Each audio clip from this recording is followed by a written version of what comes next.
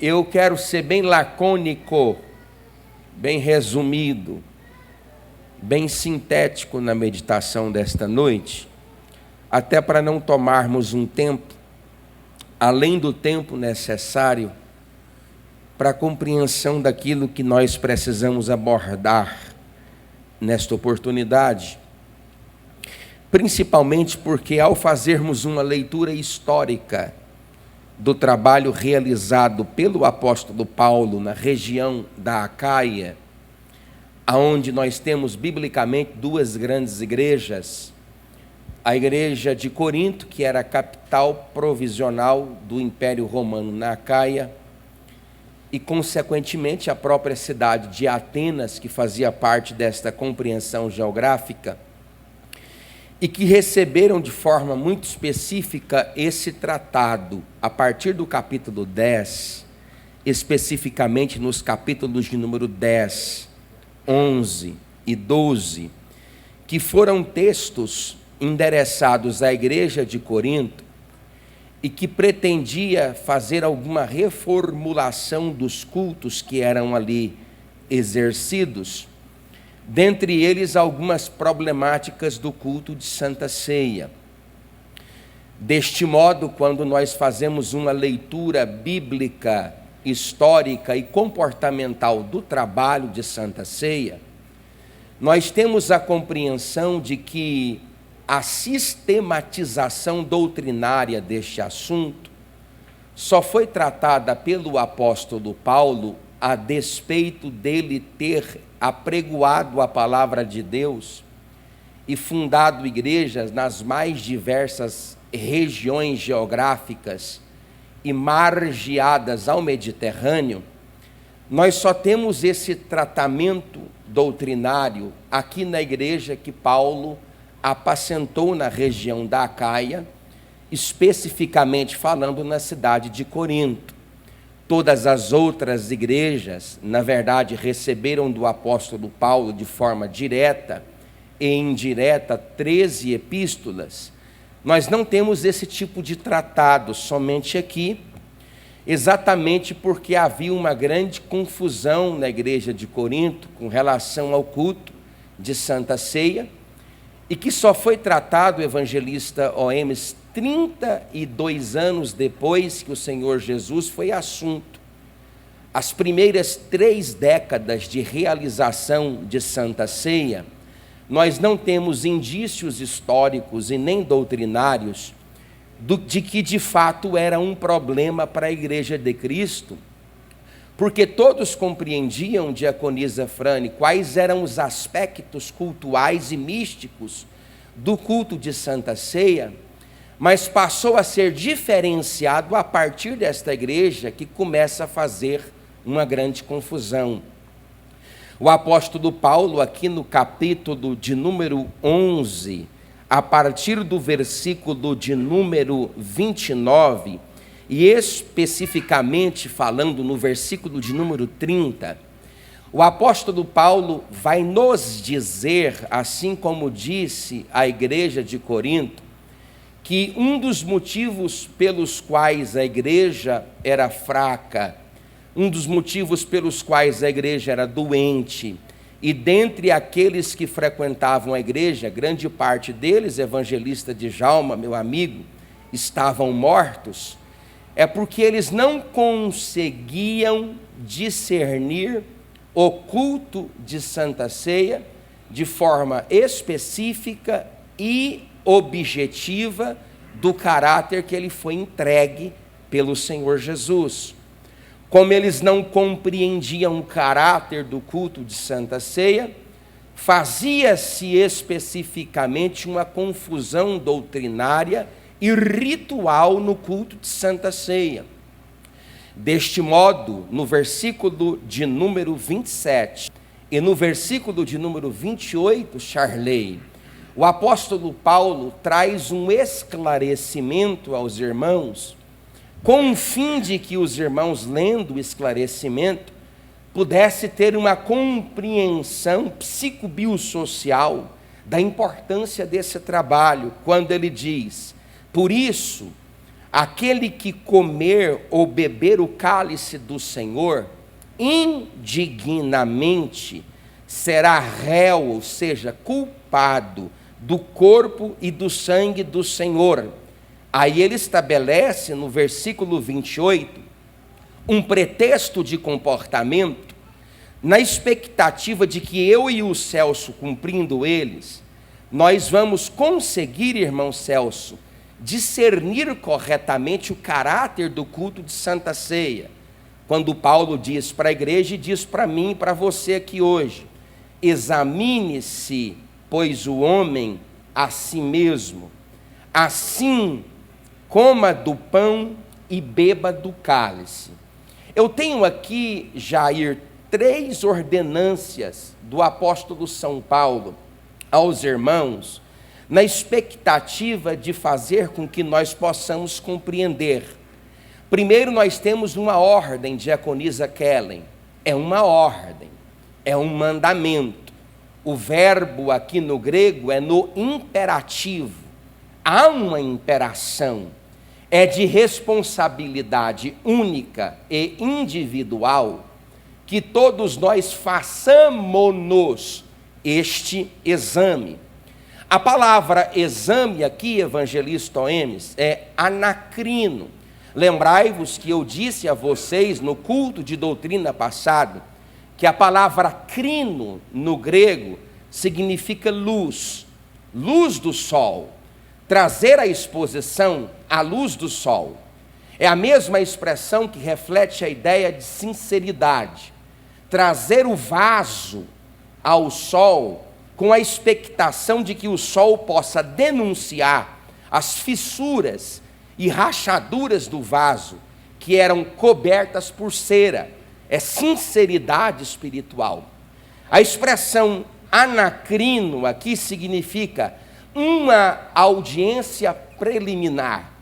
E se nós fôssemos adotar, como o latim aqui adota, que é uma percepção jurídica, nós precisamos considerar o fato de que esse termo está terminologicamente dentro do contexto judicial. Veja a importância do termo imposto à igreja de forma funcional e objetiva. É um exame à luz. Mas examinar o quê, pastor Djalma? Obviamente, se eu vou fazer acerca de mim um exame preliminar, e os aspectos que envolvem essa terminologia do grego é um aspecto judicial, então eu preciso abrir os papéis para avaliar e para ponderar o caso. Se eu estou me avaliando diante do ato de participarmos da Santa Ceia, eu preciso compreender as minúcias e características muito bem elaboradas aqui no texto sobre o que de fato é Santa Ceia. Logo, a primeira pergunta que eu preciso fazer, ou a primeira compreensão que eu preciso ter, diácono Cristiano, é o que não é Santa Ceia.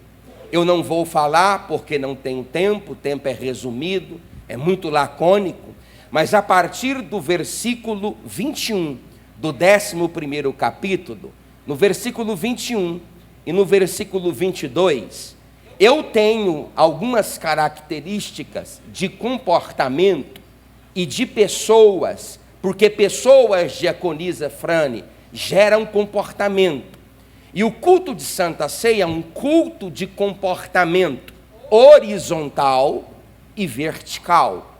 A partir do versículo 21, quando nós lemos o seguinte texto: porque ao comerdes, cada um toma antecipadamente a própria ceia, e há aqueles que tenham fome, ao passo que também há os que se embriaguem. Não tendes, porventura, casa onde comer e beber? Interroga. Ou menosprezais a igreja de Deus e envergonhais os que nada possuem? Que eu vou dizer de vocês? Louvar-vos-ei? Nisto, certamente que não louvo. Ele está dizendo para nós, evangelista Djalma, e querida irmã Selena, 4 características de comportamento de pessoas que eram celebrados dentro daquela igreja, que desmanchavam o culto de Santa Ceia. O primeiro comportamento é o comportamento dos indiferentes.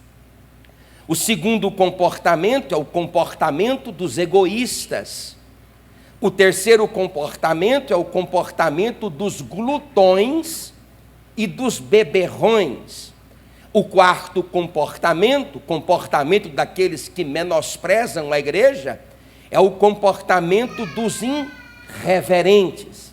Logo, se eu, vendo a Santa Ceia, ou estas ordens sobre o que não é a Santa Ceia, eu começo a observar que se eu trato o meu irmão com indiferença, ou se eu demonstro na minha personalidade qualquer estrutura comportamental adjetivada por egoísmo, ou se eu sou um glutão ou um beberrão, e se celebro a prática desses pecados no culto de Santa Ceia, não é a Santa Ceia do Senhor que eu estou experimentando. O que ele está dizendo aqui, evangelista Oemes, a partir do versículo 17, 18, 19 e 20, eu não li, mas Paulo está dizendo que aquela reunião que se celebrava em Corinto, ela podia ser um coquetel espiritual, mas não era. Ela podia ser até um almoço dominical de uma escola bíblica, mas uma coisa ela não era.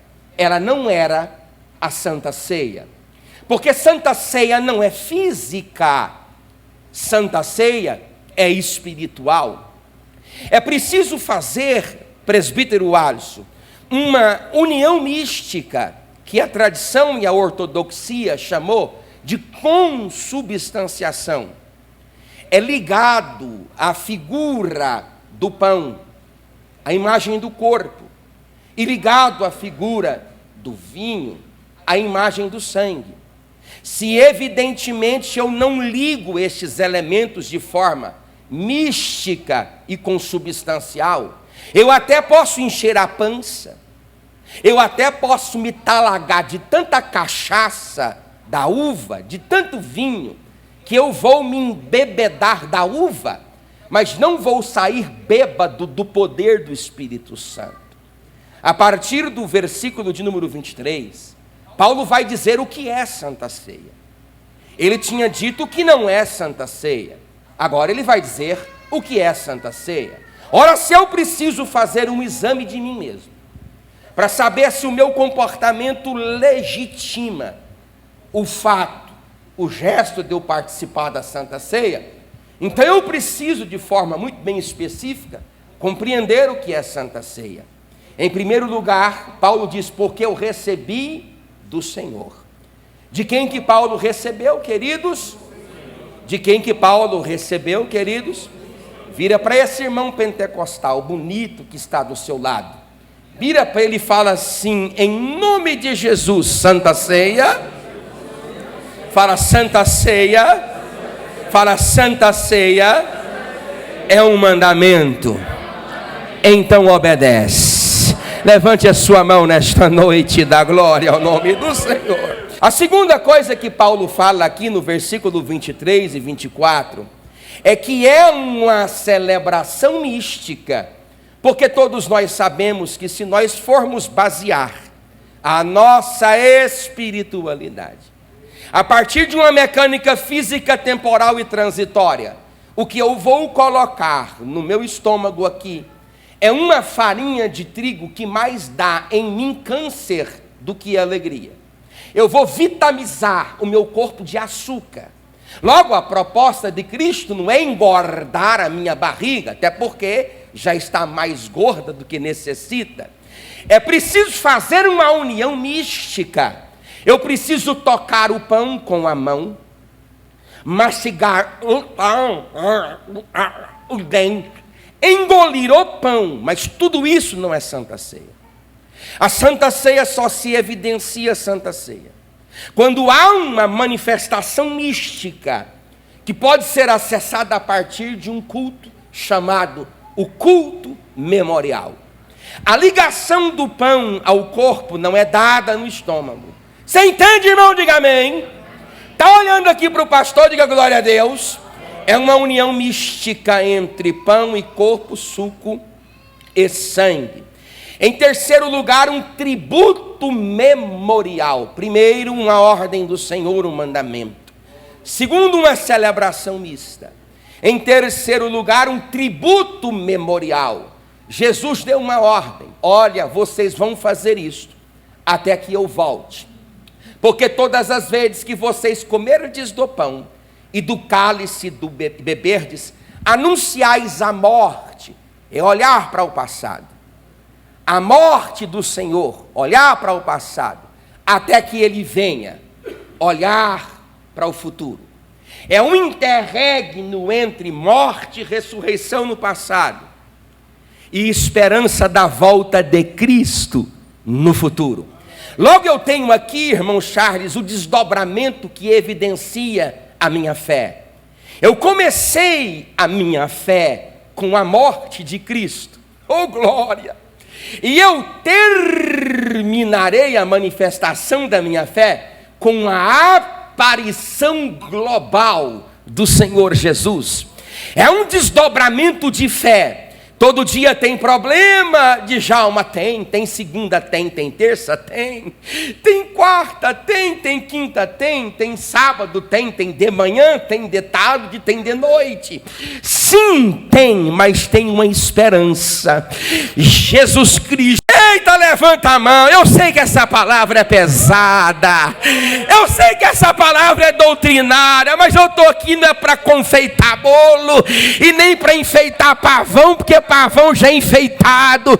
Eu estou aqui para falar de Bíblia, para amar a Bíblia, para pregar a Bíblia. Bíblia tem poder, palavra tem poder, ela cura, ela liberta, ela renova, ela dá vida com abundância. E eu profetizo aqui nesta noite que você vai sair daqui hoje impactado pelo poder da glória. Levanta a mão, pentecostal, levanta, dá o seu maior glória. Agora coloca a mão no ombro desse irmão que está do seu lado, chacoalha ele aí, diga para ele: abre a tua boca para adorar.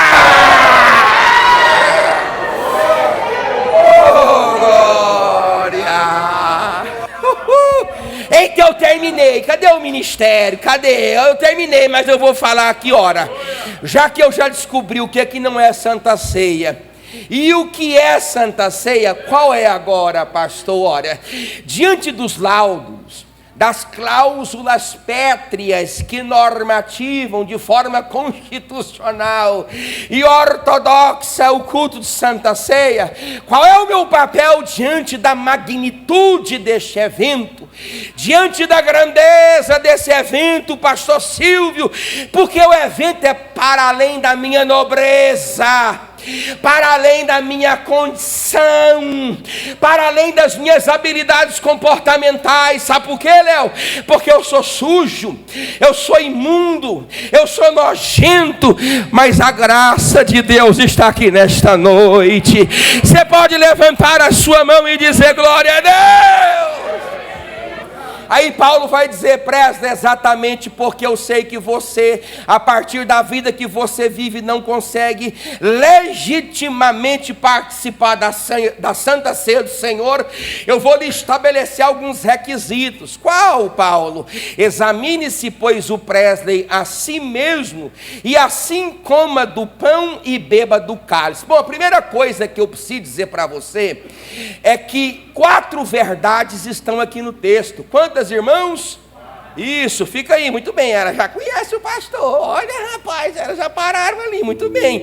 A primeira verdade é que é o imperativo. Eu já falei sobre isso para construir uma base introdutória e mostrar-lhes o que não é Santa Ceia e o que é Santa Ceia. Mas o imperativo está muito explícito aqui no grego. Anacrino, faz um exame, Presley. Paulo, como que é esse exame? Ele é profundo. É a mesma palavra que nós emprestamos do conceito judicial. Logo, esse exame tem que ser feito com apuros de detalhes profundamente ligados à natureza do seu caráter, à natureza do seu relacionamento e à natureza da sua saúde emocional. Qual é a segunda ordem desse texto? O exame é introspectivo. Ele não é um exame legalista, Amós, porque ele não se caracteriza pela forma como eu me comporto no Instagram. Ele se caracteriza pela forma como eu me comporto no banheiro.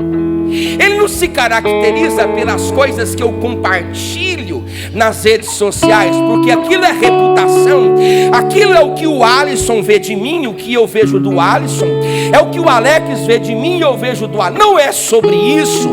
Esse exame, Júlio, ele é introspectivo, porque não é sobre o Presley contado pelo Júlio, é sobre o Presley visto pelo Presley, é a reputação do meu caráter, é quando eu estou sem a presença da minha esposa, é quando eu estou sem a presença e a supervisão do meu filho, é quando eu estou no meu oculto, no meu secreto, é quando ninguém me vê, só os anjos e demônios. Ei, Deus está te chamando aqui hoje para um conserto, conserta a sua vida. Vira para esse penteca que está do seu lado e fala assim: conserta a tua vida nesta noite. Fala, conserta a tua vida nesta noite. Eita! Vai virar culto pentecostal, mas não, vamos para a Bíblia, vamos para a Bíblia. Sabe qual é a terceira característica aqui, Amós? Olha para mim, Amós, look at me, please. Esse exame tem que ser pessoal. Primeiro, ele é uma ordem, Deus lhe manda, Deus lhe ordena. Segundo, ele é introspectivo, porque é Amós por Amós. Depois, ele é pessoal. Eu não tenho responsabilidade com o teu exame, e nem você tem responsabilidade com o meu exame. O exame não é interpessoal, é pessoal. O exame é individual, não é coletivo. Eu lá quero saber se o Celso pode ou não tomar a Santa Ceia. Eu lá quero saber se o pastor Silvio pode ou não. Então quem é que tem que saber? Quem tem que saber é você.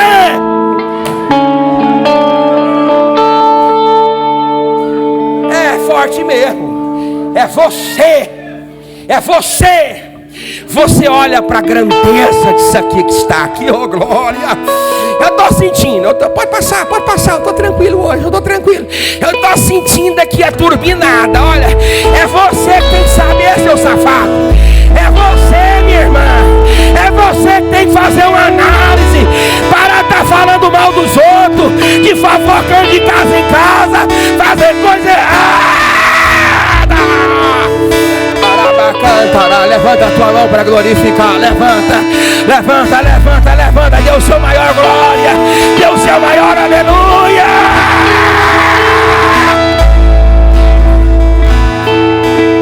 Fica de pé.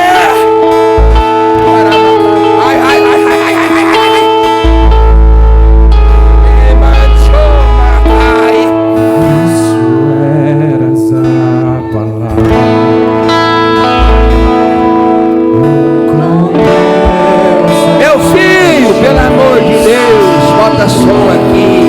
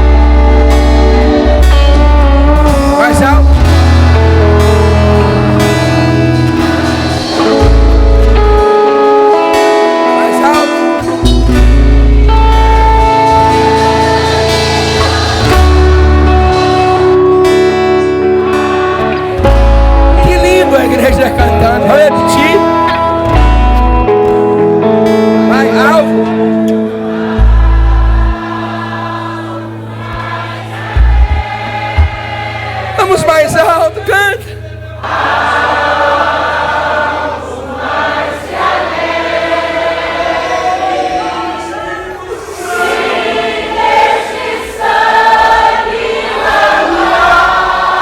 A última vez, vai. Bem mais alto e bem mais forte. A última vez, vai alto, alto, alto, alto.